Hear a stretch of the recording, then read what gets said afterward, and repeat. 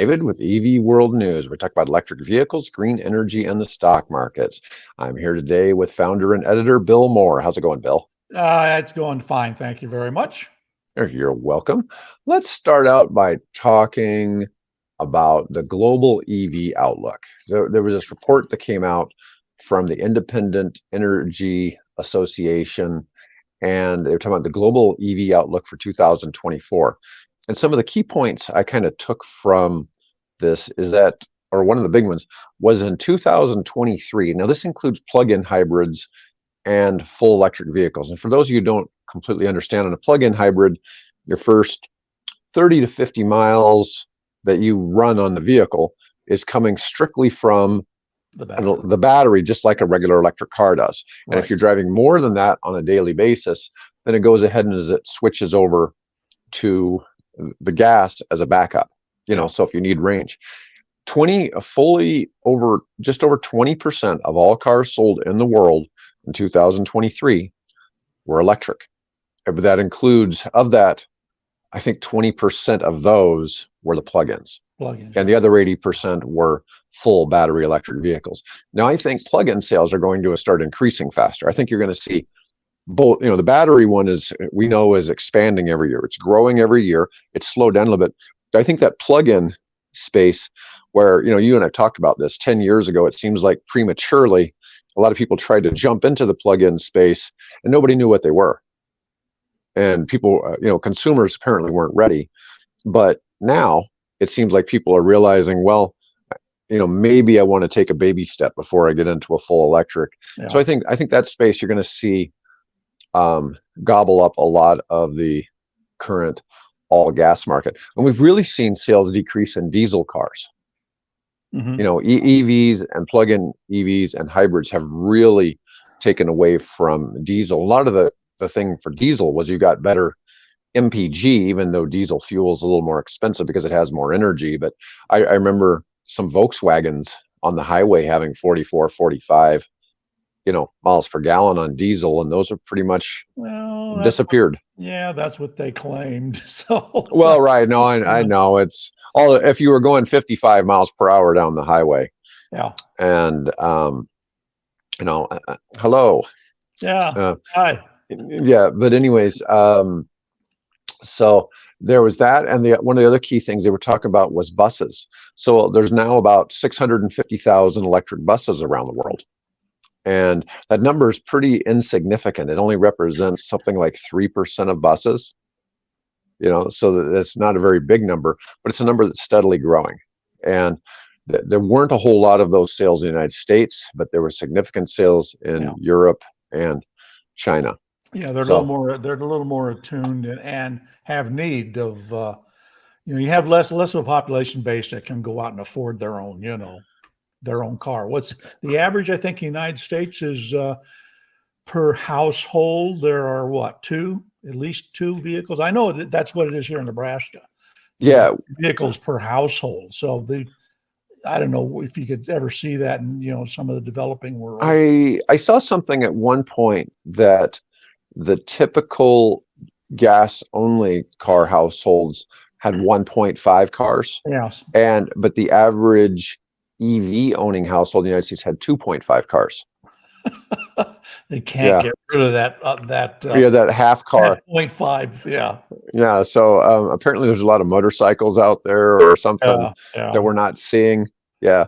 But just two houses down, two cars. Well, a family, they have a child growing fast, but two cars and a motorcycle. So There you go. All right, so here's something kind of special that Volvo's doing. Now, Volvo manufactures in the United States, and they also manufacture in China. And Volvo cars are also, I think they're majority owned by, while they do have their own stock symbol, they're owned by Geely, which is a Chinese company. Yeah. So even though Volvo is traditionally a Swedish company, they really are turning into a Chinese company as far as an EV. Now, Volvo's come up with a way, because they manufacture in the United States, to avoid Yeah. They're not necessarily avoiding the 27.5% tariff on Chinese EVs. No. They're getting it refunded. Right. So there's something that's Based kind of on, going on here. yeah, based on a law from 1794, something like that. So, Wow. yeah, Wow. I did not realize that. But yeah, it's anyways, mentioned down the article. So, here's what the Volvo EX30 looks like here. And this is with the CEO of Volvo, Jim Rowan. And anyways, so it'll be about $8,000 cheaper than the Model Y that it's the direct competitor to. It's going to run about $35,000. And that is really going to be inexpensive. It's a very sweet spot in the US market. Most buyers can't afford EVs. That'll be a huge win for Volvo. Yeah. Volvo is also one of the 4 EV makers that makes money on every EV.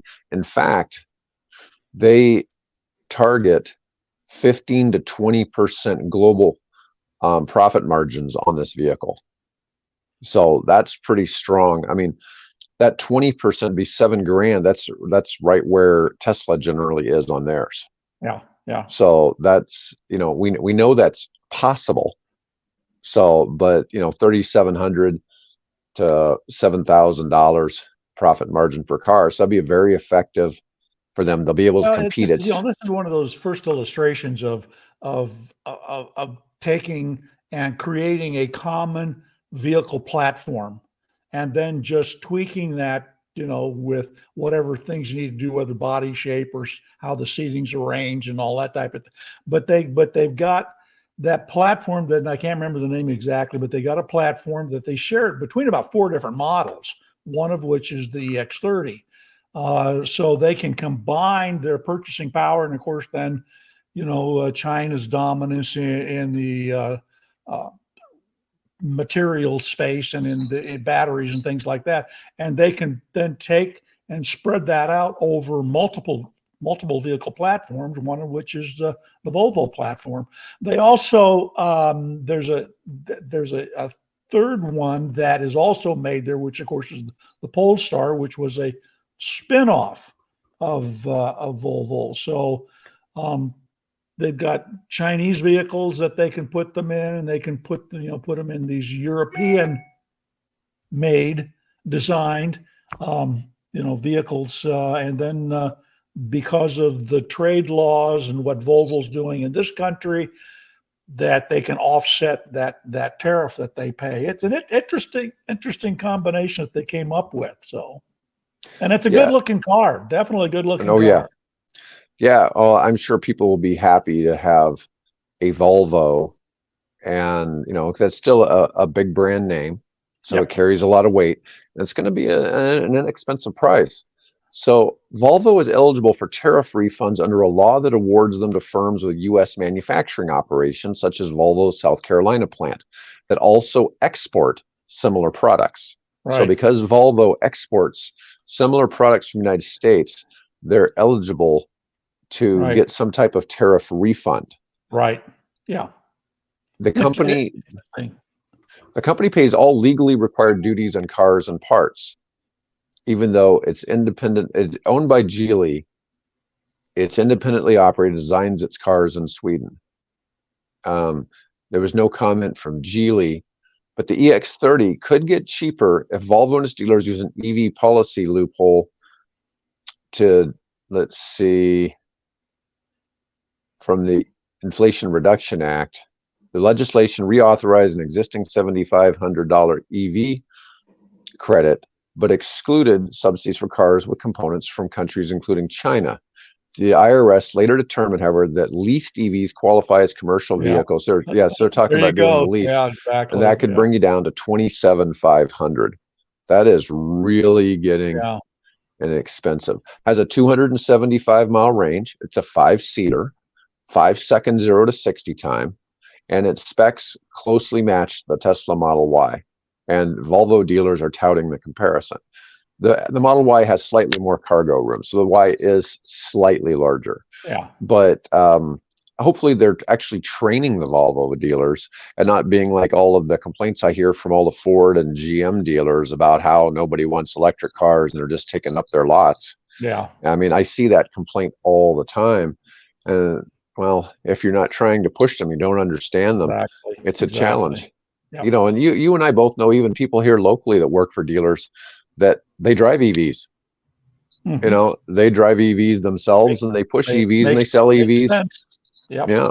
You know, they sell for Hyundai and Kia, but you know, they're still selling them. And so the price and the buzz it's generating help explain U.S. automakers' rising fears of having to compete with low-cost Chinese EV imports. And that's a legitimate complaint. China's BYD, which rivals Tesla for global EV sales crown, announced plans in February for a Mexico plant. I've heard that that's kind of up in the air. Yeah, I hear one day it's coming and one day it's not. Right. Let's see. They can avoid U.S. tariffs by setting up plants in Mexico inside the North American Free Trade Zone, then exporting to the U.S. So it'll be interesting to see where that plays out.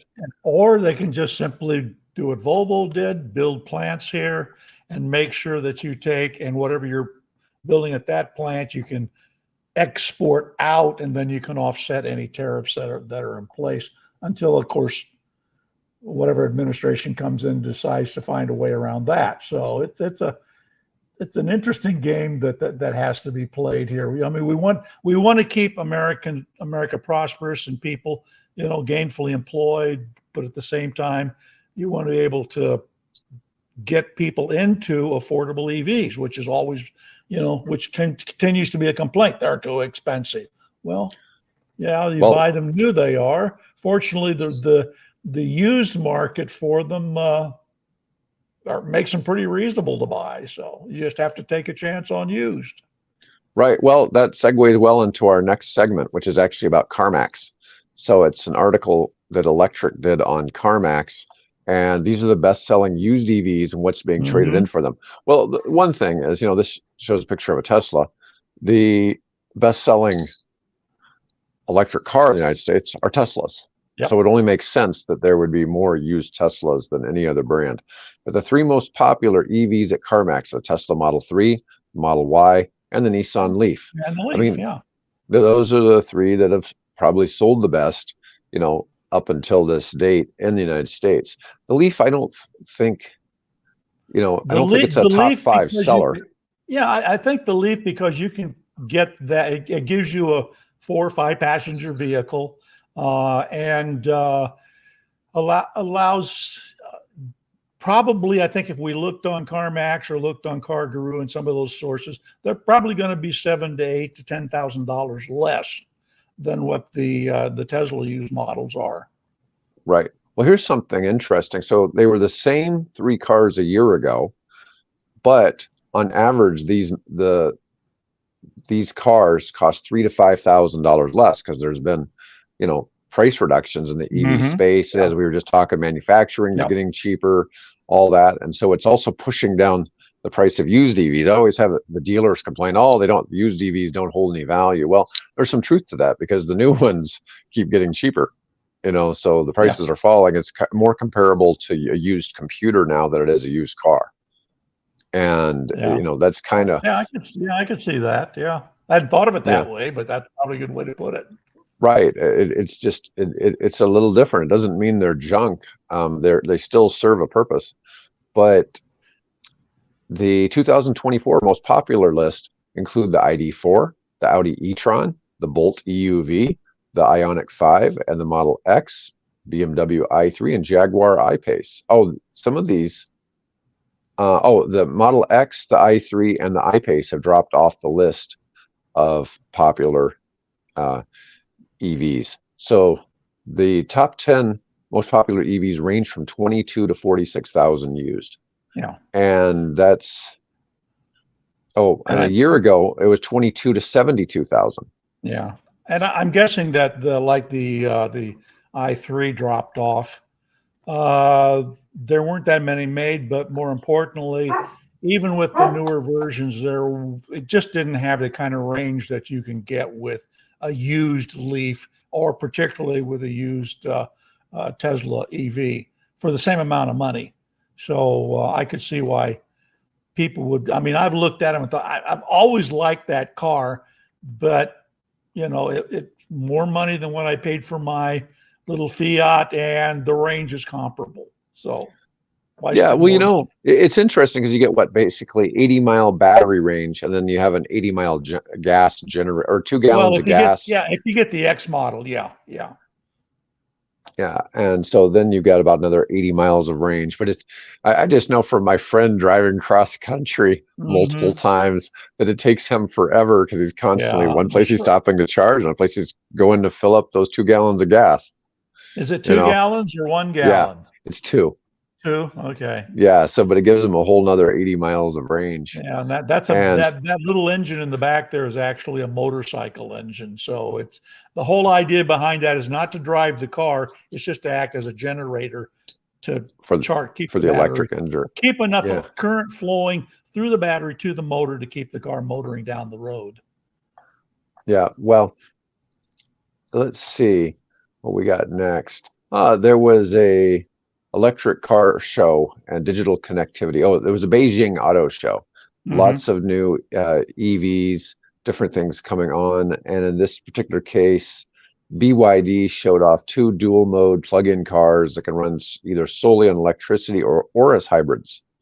The other is a hybrid off-road SUV. It's about $140,000. Wow, from their Yangwang brand. So Yeah, there's a lot of that's different their things. luxury. Yeah. Let's see. Also, Um, they're sneak peeking a crew cab EV pickup truck. oh, I saw that. What do they call it? Yeah, The Blade yeah, something like that. or Yeah, the Shark? The Shark. The shark, Shark. yeah, shark, Yeah, shark. Yeah. yeah. I'm sure they'll make something nice. I'm sure it'll be competitive. Won't Um, be available here. Now there's a Chinese kind. I'm not sure if it's called Cherry or Sherry, but Sherry. yeah. No, sorry. So Cherie, oh, I don't I know. think It's it's spelled cherry. I think it's cherry. Chery. Yeah, I think Cherry, it's cherry. Yeah. a more traditional Chinese maker, offered a more moderate perspective. The general manager said they envision a future of 40% fuel vehicles, 30% hybrids, 30% electric. Company plans to keep developing fuel and new energy cars. It's interesting how China calls them new energy vehicles Yes. Yeah. An as EV. Yep. opposed to Yep. just EVs. Anyways, BYD has been expanding rapidly into overseas markets, launching its Dolphin Mini. So the Dolphin Mini is the Seagull in China, but it's the Dolphin Mini in Latin American markets. Yeah. Yeah, and it's building a factory in Brazil on a site where Ford closed a plant when Ford left Brazil. Yeah. And Yeah. 2 other Chinese. They made some really. Ford made some nice looking, particularly pickup trucks down there. And I don't know why they had never made it up here, but I guess they just didn't want to compete with their Ranger and their Maverick and things like that. Yeah.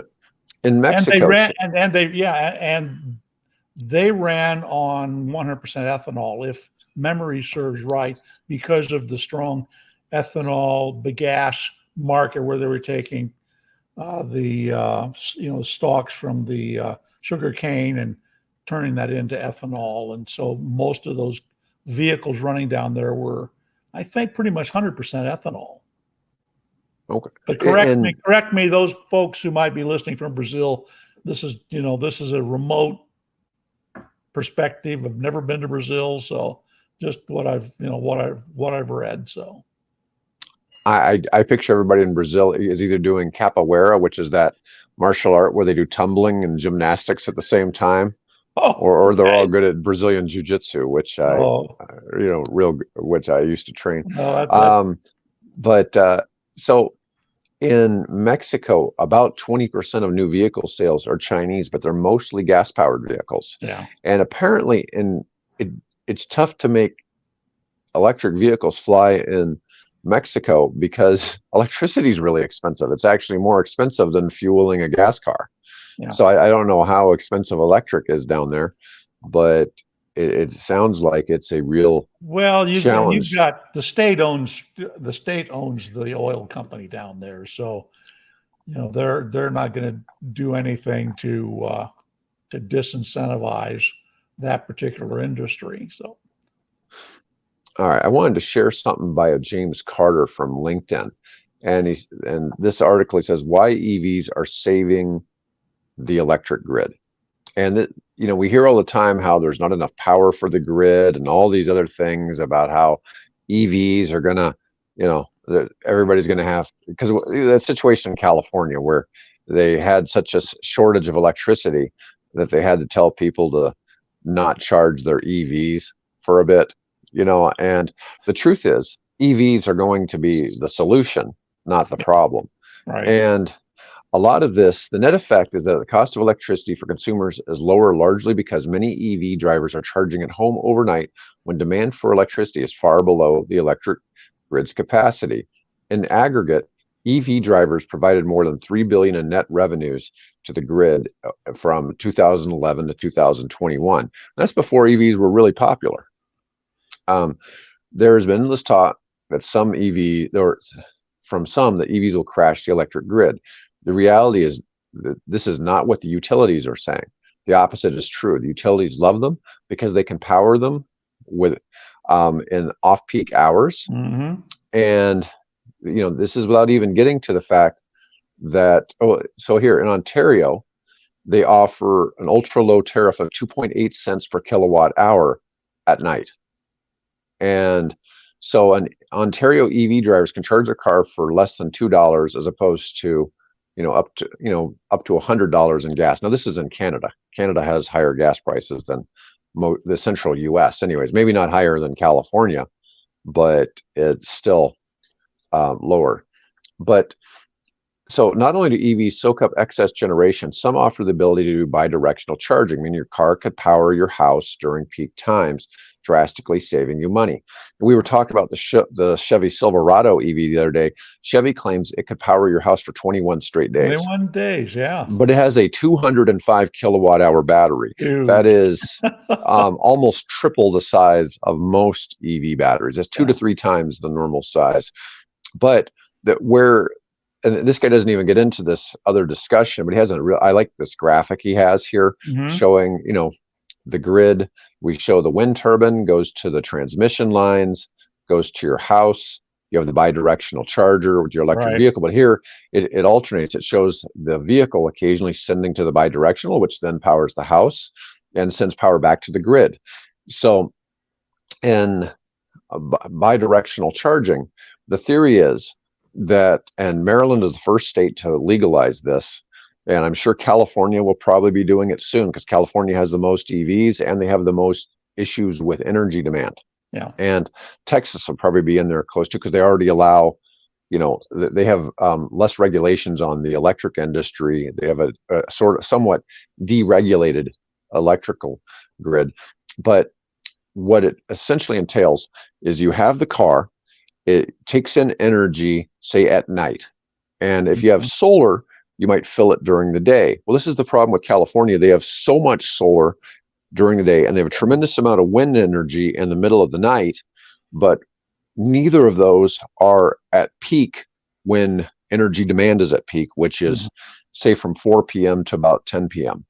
And so you're from 4 to 10, you would sell power back to the grid at a price during peak times, and then you would recharge in the middle of the night when electricity is the cheapest.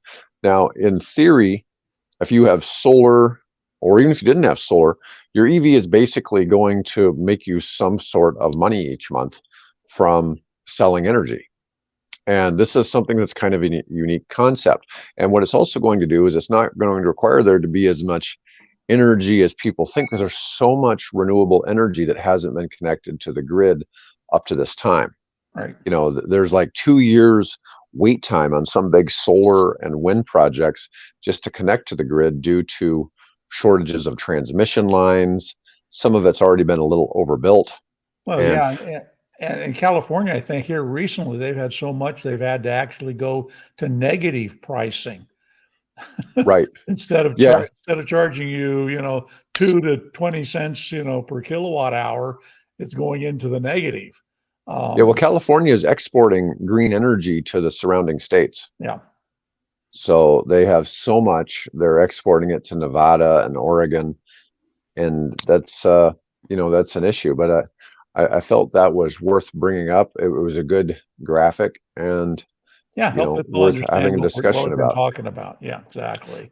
Yeah. Our last article I've got for today is about a battery that can recharge in seconds.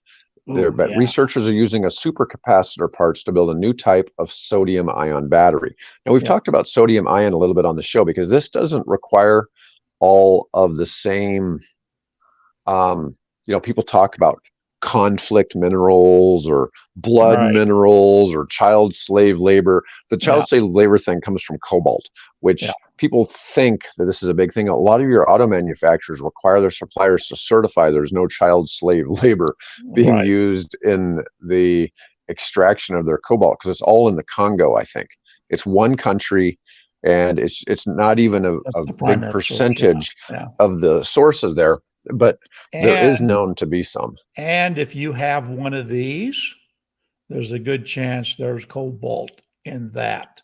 So you might not want an electric car and you might be worried about slave children, but there's a little tiny Yeah. bit of cobalt in that thing. Yeah. So if you've got a phone, it's with a battery. Yeah. Yeah. If you really got a problem, you don't want to drive an EV because Right. of that, you probably should get a landline phone Yeah, and get rid of your cell phone. Yeah. But anyways, the sodium ion, the old crank type phone. yes. Sodium is safer and sodium is safer and more abundant than lithium. And it doesn't have the fire issues. Right. But it also isn't quite as, I don't think it holds quite as much energy as lithium does. Well, no, they seem to think that it does. If you look at that graph down there, they show that fairly high in the energy density array as well as the power density. I mean, that's a promising, if that's for real, and again, I have no doubt this is a credible, well-respected, research institute in Korea that's been working on this for years and years and years. If they've come up with that, I'd have high confidence in what they're saying here. The only question that I have about, they're talking about using the similar technology to what's in an ultracapacitor. And what was, sweet about ultracapacitors was they could be charged really fast, seconds, and then quickly discharged. So typically my first exposure to something like that was when you have a flash that would go on your old cameras, with the reflex lenses and everything, and you had that flash alongside. Well, that had an ultracapacitor that would allow it to recharge quickly and then, discharge quickly and create that flash. So the problem, and there's been people experimenting on this for quite a while, trying to come up, how do we take the technology that's sort of the heart of ultracapacitors and merge that into transportation batteries? That's been a problem that hasn't been easily solved. So if these guys have come up with a way to do that, what you want is that battery to be charged in, as they state in the articles, you want it to charge in seconds to minutes, not hours. And you want it then not to discharge quickly. You don't want to become a bullet. You want to be able to get distance and range out of it. So have they solved that? And I'm not the person to know the answer to that because I don't completely understand what's going on with all the chemistry.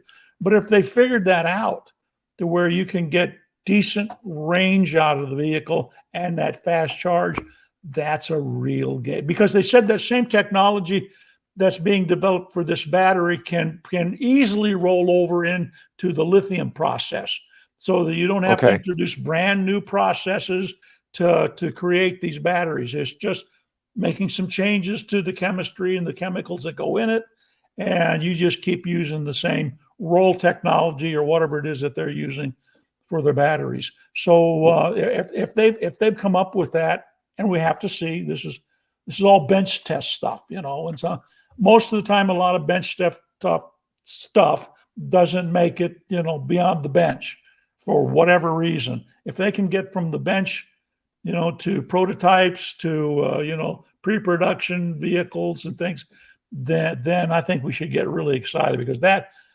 overcomes a lot of the hurdles that we hear from people. Now, how big a charger does it take? And what do the automotive industry have to do in terms of inverters and things like that? We still have to see, but at least on the battery side, this is promising. Yeah, here's what their text says. It says replaced common battery cathode materials with those used by supercapacitors, resulting in a high energy, high power hybrid sodium battery can also be charged rapidly. Tweaks to the anode were made to improve capacity, and a method to synthesize and optimize electrode material was also utilized. They don't really say how it's supposed to charge in a few seconds. That's the big trick, I think, really, as we look at battery technology, is how do you make the batteries charge a little quicker? That seems to be everybody's big fear. Although we've seen the gravity superchargers in New York City that can do add 200 miles in 5 minutes, but there's not a car yet that can accept it yet. But we know that for 2025 there'll be at least a couple of models that can, and then I'm sure by 26 it'll probably change to a dozen. So we're not far off. We're probably 2 years away. But on the flip side, there's still only, as far as I know, Gravity only has the one charging station. I assume if their thing works, I'm sure Tesla will probably adapt all of their superchargers to kind of do the same thing. I think we'll see a lot of changes in the marketplace as far as that goes, and how quickly cars can charge. But Bill, do you have anything else you want to talk about today? No. Well, I've been wrestling with server charge problems and email problems. Killed my morning trying to solve it, but we've got it. I think we've got it solved now. So yeah, just we keep plugging away here, trying to find the stories that are important to electric vehicles and the growth of the industry and the spread of cleaner, more sustainable technology. So, if you're not a follower of the evworld.com website and our RSS stream, please do, because we get a lot of material. I think I posted at one point yesterday 186 stories, something in that range. And I would have had more on today, but again, dealing with these computer issues on the server side sort of set me back. But yeah, thanks to everybody, and thanks to Yogesh for the super sticker. We very much appreciate it, and we'll keep plugging away, and you keep showing up here to hear us banter back and forth about EVs and the potential and the problems and all those good things. So yeah, and if you can on the recording, go into the comments and leave us some everything you hate about EVs. Let us know. We love to hear it. We love to hear it. It's fun to talk about. Dave does. I have feelings that get hurt very easily, so I tend to avoid those things. So I love it. It's so funny because it's the same stuff over and over again, and I'm like, man, that's so old. That's so like 3 years ago they fixed that. Yeah, people just don't know. Anyways, I'm gonna go ahead and cut the stream, everybody. Lots of people watching everybody. today. Thanks